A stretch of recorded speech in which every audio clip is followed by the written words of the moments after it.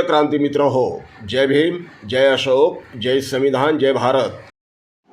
भारताचे सन्माननीय विरोधी पक्ष नेते ॲडव्होकेट प्रकाशजी तथा बाळासाहेब आंबेडकर. होय, आश्चर्यचकित होऊ नका.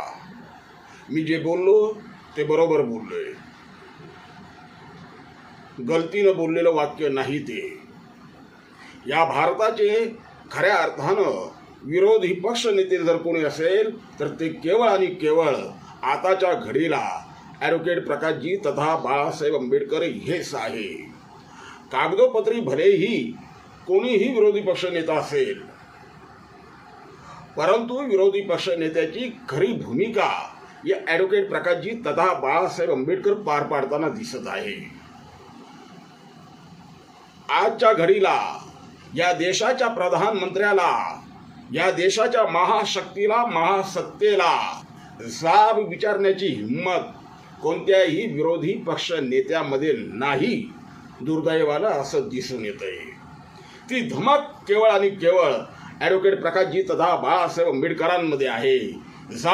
मी तुमच्या सत्तेला घाबरत नाही, मी तुमच्या हुकुमशाहीला घाबरत नाही, असं ठणकावून सांगणारा या भारतामधला एकमेव नेता ते म्हणजे प्रकाशजी तथा बाळासाहेब आंबेडकर. प्रधानमंत्री असो की भारताचा गृहमंत्री असो, कुणी असो, हुकुमशाही सत्ता कोणतीही असो, त्यांना थेट डोळ्यात डोळा घालून, नजरेला नजर भिडून जाब विचारण्याची हिंमत प्रकाशजी आंबेडकर दाखवतायत. ती हिंमत इतर कोणी दाखवत नाही. महाराष्ट्रात तशी हिंमत ना शरद पवार साहेब दाखवतात, ना उद्धवजी ठाकरे दाखवतात.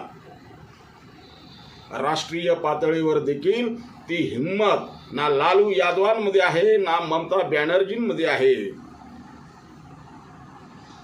ना राहुलजी गांधींमध्ये आहे. फक्त आणि फक्त एकटे प्रकाशजी आंबेडकर भारतीय जनता पक्षाच्या हुकुमशाही सत्तेला भिडलेत, नडलेत, लढलेत. मित्रांनो, भारतामध्ये अन्याय अत्याचार कुठेही हो, सर्वात प्रथम पहिला साप प्रकाशजी आंबेडकर विचारतात. नुकत्याच झालेल्या पहलगाम हल्ल्याच्या नंतर प्रधानमंत्र्यांना जे प्रश्न विचारलेत प्रकाशजी आंबेडकरांनी, तसे प्रश्न विचारण्याची आतापर्यंत कोणत्याही विरोधी पक्ष नेत्याची हिंमत झाली नाही. आणि प्रकाशजी आंबेडकरांच्या प्रश्नांना उत्तर देण्याची सुद्धा हिंमत भारतीय जनता पक्षाची, मोदींच्या प्रवक्त्याची झालेली नाही. केंद्रीय मंत्रिमंडळातल्या कोणत्याही मंत्र्याची हिंमत झाली नाही प्रकाशजी आंबेडकरांच्या प्रश्नांना उत्तर देण्याची. कारण प्रकाशजी आंबेडकरांचे प्रश्न हे तर्कसंगत प्रश्न आहेत, वास्तव्यावर आधारित प्रश्न आहेत. पहलगाम हल्ल्याच्या नंतर भारत जिंकत होता, युद्ध झालं, भारतानं पाकिस्तान बरोबर युद्ध केलं, त्या युद्धामध्ये भारत जिंकत होता. भारताचे सैनिक प्राणपणानं लढले आणि त्यांनी विजय खेचून आणत असताना, हा विजय पदरात पाडून घेत असताना मोदीजी तुम्ही माघार का घेतली, कोणाला घाबरून घेतली, थेट प्रश्न प्रकाशजी आंबेडकरांनी विचारला. मोदींकडे किंवा मोदींच्या भक्तांकडे कोणाकडेही ते उत्तर नाही. आता सुद्धा अग्निवीर मुरली नाईक यांना शहीद, त्या युद्धामध्ये शहीद झाले, त्यांना शहीद हा दर्जा मिळावा म्हणून कोणताही पक्ष बोलताना दिसत नाही. एकटे प्रकाशजी आंबेडकर बोलतायत. अग्निवीरांना, जे भारतासाठी ज्यांचे बलिदान जाईल, अशांना शहीद हा दर्जा देण्यात यावा, हे केवळ आणि केवळ प्रकाशजी आंबेडकर म्हणताना दिसत आहेत. बाकीचे गप्प आहे. मित्रांनो, नरेंद्र मोदींच्या निरंकुश सत्तेला ललकारणारा केवळ एक नेता प्रकाशजी आंबेडकर. बाकीच्यांनी सरेंडर नरेंद्र जरी म्हटलं तरी त्याच्या मथळे इथली मीडिया बनवते. कारण कांशीराम साहेबांच्या शब्दामध्ये मी पुन्हा एकदा बोलतो, त्याचा पुनरुच्चार करतो. कांशीराम साहेब नेहमी म्हणायचे, काँग्रेस आणि भाजपा हे एकच आहे. काँग्रेस म्हणजे भाजपा आणि भाजपा म्हणजे काँग्रेस, दोघांमध्ये काही फरक नाही. फक्त नेत्यांच्या चेहऱ्यामध्ये फरक आहे, नेतृत्वाच्या चेहऱ्यामध्ये फरक आहे. विचारसरणी, विचारधारा तेच आहे, काही फरक नाही. आणि म्हणून इथली मीडिया भाजपाला 70 ते 75% कव्हर करते, कव्हरेज देते आणि उरलेलं सगळं काँग्रेसला देते. बाकीच्यांना जे प्रकाशजी आंबेडकरांसारखा खमक्या नेता BJPला, भारतीय जनता पक्षाच्या सत्तेला जाब विचारतो, त्यांना मात्र इथली मीडिया कव्हरेज देत नाही, त्यांच्या बातम्या देत नाही. म्हणून काय झालं, सोशल मीडियावरती असे लाखो सायबर पॅन्थर आहे जे आंबेडकरांच्या शब्दांना घराघरात नेत आहे, प्रकाशजी आंबेडकरांचे विचार घराघरात नेत आहे. प्रकाशजी आंबेडकरांच्या विचारांना हे सायबर पॅन्थर घराघरामध्ये नेत आहे. राजस्थानमध्ये आमच्या दलित बांधवांवरती अन्याय अत्याचार होऊ द्या, उत्तर प्रदेशमध्ये अन्याय अत्याचार होऊ द्या, पंजाबमध्ये होऊ द्या, देशाच्या कोणत्याही कानाकोपऱ्यात होऊ द्या, तिथल्या लोकांना फक्त आणि फक्त प्रकाशजी आंबेडकरांची आठवण येते. कारण इतर बाकीचे नेते त्यावेळेला मूग गिळून गप्प असतात. आमच्या प्रश्नांवरती कोणीही बोलायला तयार राहत नाही. महाबोधी, महाविहार मुक्त झालं पाहिजे, ब्राह्मणांच्या, मनुवाद्यांच्या मगर मिठीतून मुक्त झालं पाहिजे, म्हणून तिथल्या आंदोलकांना फक्त आणि फक्त प्रकाशजी आंबेडकरांची आठवण येते. प्रकाशजी आंबेडकर देखील त्या ठिकाणी 2-2 दिवस तळ ठोकून राहतात. ग्वाल्हेरमध्ये नफरतखोर नीच मनुवादी अवलादींनी विश्वरत्न डॉक्टर बाबासाहेब आंबेडकरांच्या पुतळ्याला विरोध दर्शविला. त्यावेळेला देखील तिथल्या प्रबुद्ध वकिलांना केवळ आणि केवळ प्रकाशजी आंबेडकरांची आठवण झाली. प्रकाशजी आंबेडकरांनी पाठिंबा दिल्याबरोबर त्यांच्यामध्ये 100 हत्तींचं बळ संचारलं. राजस्थानमध्ये आमच्या एका 9 वर्षाच्या पोराला, मटक्याला, त्याला तहान लागली, पिण्याच्या पाण्याच्या मटक्याला हात लावला म्हणून त्याला मरेपर्यंत बेदम मारणाऱ्या त्या नीच मनुवादी शिक्षकाच्या विरोधात जनआंदोलन पेटलं. त्यावेळेला देखील तिथल्या राजस्थानी लोकांना फक्त आणि फक्त प्रकाशजी आंबेडकरांची आठवण आली. हाथरसमध्ये आमच्या मनीषा नावाच्या भगिनीला निर्घृणपणे मारून टाकण्यात आलं. तिच्या आईबापाच्या हाती तिचा मृतदेह न देता परस्पर तिच्यावरती अग्निसंस्कार करण्यात आले. त्यावेळेला देखील तिथल्या जनतेला फक्त आणि फक्त प्रकाशजी आंबेडकरांची आठवण आली. अन्याय अत्याचार कुठेही हो, प्रकाशजी आंबेडकर धावून जातात. महाराष्ट्रामध्ये देखील जनतेच्या प्रश्नावरती कोणी बोलायला तयार नाही.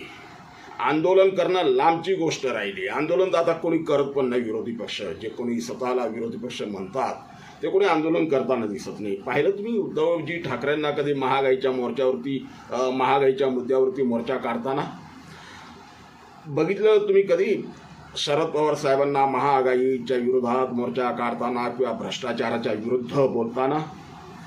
राज ठाकरे जनतेच्या प्रश्नावर कधी त्यांनी मोर्चे काढले? एक त्यांचा आवडता विषय तो टोल नाका, त्याच्यापुरतं. बाकी जनतेच्या प्रश्नावर लढणार कोण? कारण त्या विरोधी पक्षांना माहीत आहे जनतेच्या प्रश्नावर लढणारा प्रकाश आंबेडकर आहे. प्रकाश आंबेडकर जनतेच्या प्रश्नावर लढतायत ना, मग आम्ही घरात बसून आहोत. फक्त निवडणुकीच्या वेळेला त्या जनतेकडे आम्ही मतांची भीक मागायला जाणार. इतर वेळेला प्रकाशजी आंबेडकर आहेत लढायला, लढतायत ते.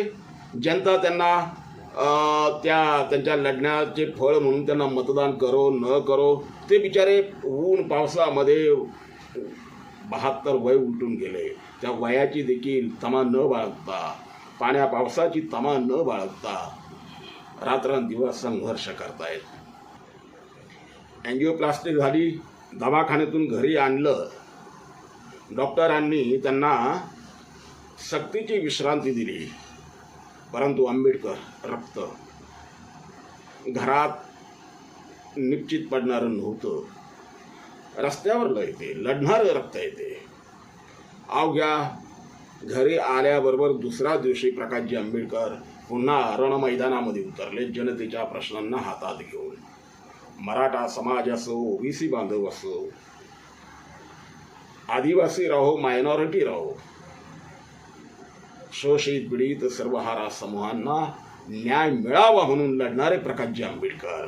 काल परवा ते आपले औरंगाबाद छत्रपती संभाजीनगरचे माजी खासदार इम्तियाज जलील यांनी सुद्धा बोलताना भले ते बोलता नकळत सत्य ते बोलून गेले. ते बोलले, आमची विधानसभा निवडणुकीमध्ये युती ह्यासाठी तुटली कारण आम्ही जागा वाटपाबद्दल चर्चा करत होतो की इतक्या जागा यांनी आपण लढवायच्या, आणि प्रकाशजी आंबेडकर मात्र वंचित घटकांना न्याय देण्याच्या फंदात पडले आणि त्यामुळे आमची युती तुटली. म्हणजे विरोधक देखील मान्य करतात की प्रकाशजी आंबेडकरांना फक्त आणि फक्त शोषित पीडित वंचित समूहाच्या न्यायाचा ध्यास लागलेला आहे. ते त्यासाठी लढतायत. त्यासाठी त्यांनी स्वतःच्या खासदारकीची कुर्बानी केली. कोण आहे असा नेता? अहो, साध्या गल्लीबोळातल्या नगरसेवक पदासाठी लोटांगण घालणारी अवलाद आपण पाहतो, गुलामी करणारी अवलाद आपण पाहतोय. दीड दमडीच्या महामंडळासाठी ज्या मंत्रिपदाला अधिकारच नाही ते मंत्री बिनकामाचं मंत्रीपद पदरात पाडून घेण्यासाठी गुलामी करणारे गुलामही आम्ही पाहतो. भाटगिरी करणारे अनेक गुलाम आपण पाहतो. परंतु चालून आलेल्या संधी लाथाडणारे केवळ आणि केवळ दीनदलितांना न्याय मिळावा म्हणून एकमेव नेते प्रकाशजी आंबेडकर. म्हणून मी बोलताना सुरुवातीला जे भारताचे विरोधी पक्ष नेते म्हणालो ते अनुबंधानं म्हणालो नाही.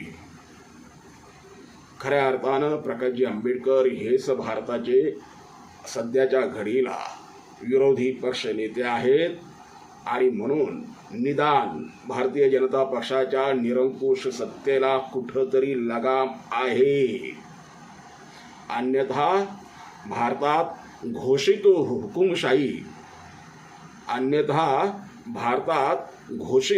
हुकुमशाही यायला वेळ लागली नसती. परंतु आंबेडकर आहेत म्हणून लपून छपून त्यांची हुकुमशाही सुरू आहे. आणीबाणी घोषित नाही, भले ती लपून छपून सुरू आहे. इंदिरा गांधींनी बिनधास्त आणीबाणी लावली होती. नरेंद्र मोदी लपून छपून का होईना त्यांच्या आणीबाणी आहे. त्याला कारण प्रकाशजी आंबेडकरांसारखे खमके नेते या देशामध्ये आहेत म्हणून त्या सत्तेला भीती आहे. ही भीती कायम ठेवण्यासाठी, या निरंकुश सत्तेला धाक कायम ठेवण्यासाठी जनतेनं अशा प्रकाशजी आंबेडकरांसारख्या नेत्यांच्या मागं खंबीरपणे उभं राहिलं पाहिजे. तुमच्या, आमच्या आणि आपल्या देशाच्या भल्यासाठी, उज्ज्वल भवितव्यासाठी. जय भीम. क्रांती मित्र हो, भीम पॅंथर या आपल्या हक्काच्या यूट्यूब चॅनलला कृपया सबस्क्राईब करून आम्हाला विषमतावादी शक्तींच्या विरोधात लढण्यासाठी बळ द्या, शक्ती द्या, ऊर्जा द्या. कमेंट करा, लाईक करा, शेअर करा.